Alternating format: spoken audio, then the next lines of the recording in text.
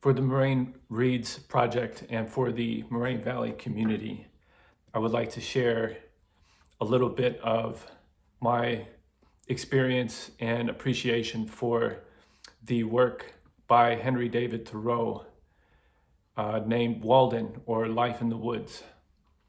This is a book that profoundly influenced me as a young man. It influenced me in a way of inspiring my own spiritual proclivities, my own spiritual search, as Thoreau was a man of profound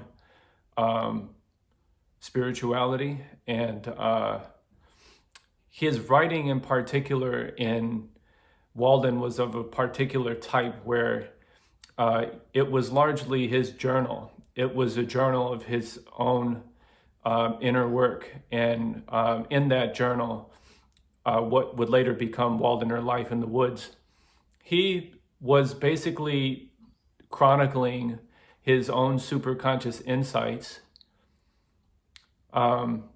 in journalistic fashion. And by reading Walden, you get a sense of this immediacy where because he's using first person throughout the entire work. Reading it is like almost looking and feeling through him. And the immediacy of his writing style and his proclivity to use writing as a means of self-discovery, that is the one-way street of intuition that comes right out of what I would call the superconscious mind. That type of writing gives you a very close relationship with the writer, and brings you very much into the present moment. I remember so many different times just on my own reading Henry David Thoreau's work, and just something resonating with me so strongly that I would just throw my fists into the air and just absolutely enjoy and enjoy what he wrote, the sentiment that he expressed. Some of the style that I'm referring to is something like this. A lake is the landscape's most beautiful and expressive feature.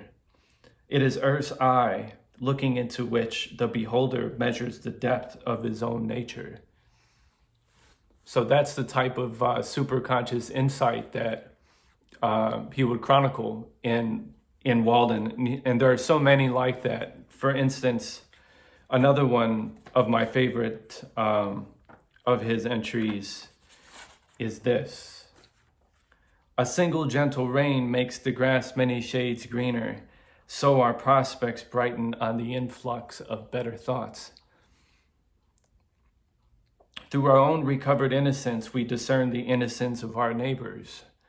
You may have known your neighbor yesterday for a thief, a drunkard, or a sensualist, and merely pitied or despised him and despaired of the world. But the sun shines bright and warm this first spring morning, recreating the world. And you meet him at some serene work and see how his exhausted and debauched veins expand with still joy and bless the new day. Feel the spring influence with the innocence of infancy, and all his faults are forgotten. Just profound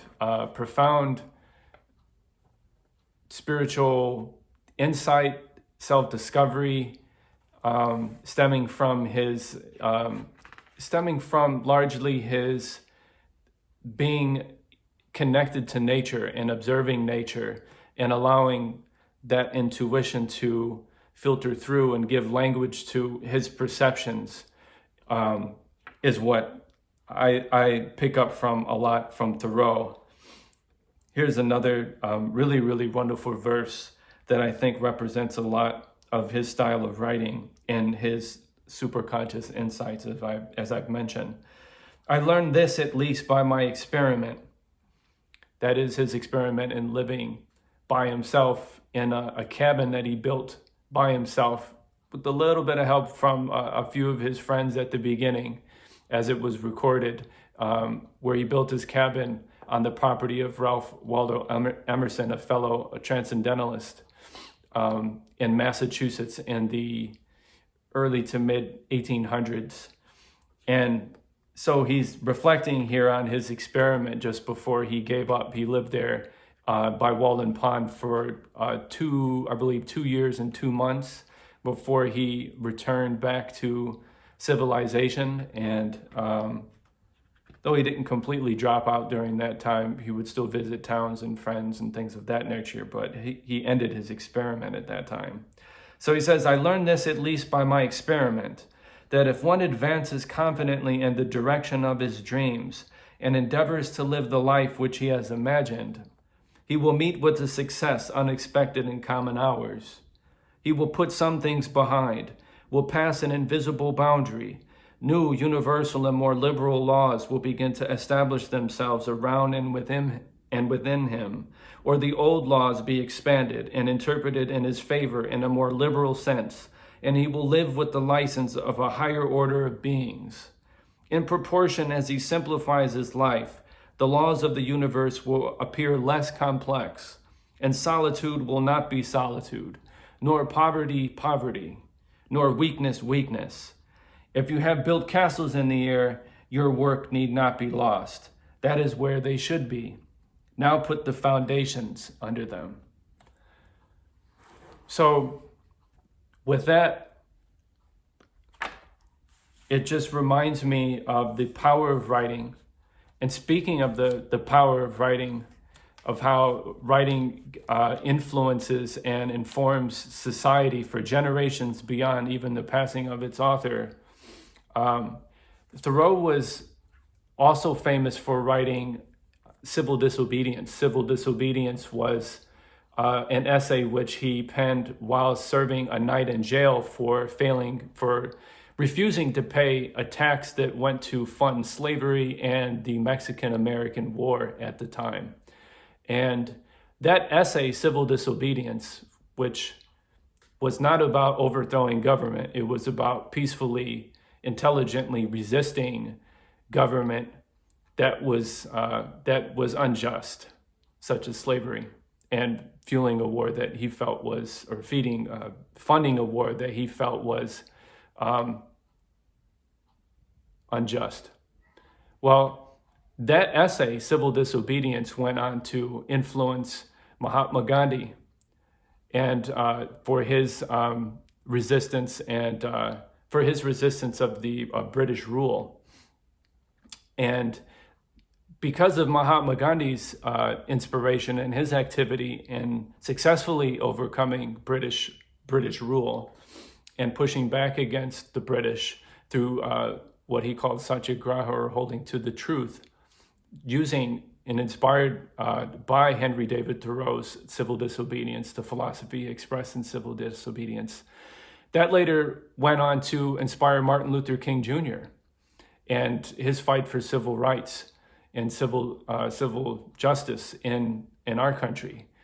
And considering that trend, that pattern of influence, really is a testament to a person's integrity, someone trying to act with integrity to the best of his ability at the time, someone that was trying to be faithful to his own inner voice and his own inner genius, and also the power of language, because he used writing in such a way that it was such a quality that other people around slowly, especially, over time, really started to pick up on and found great value in.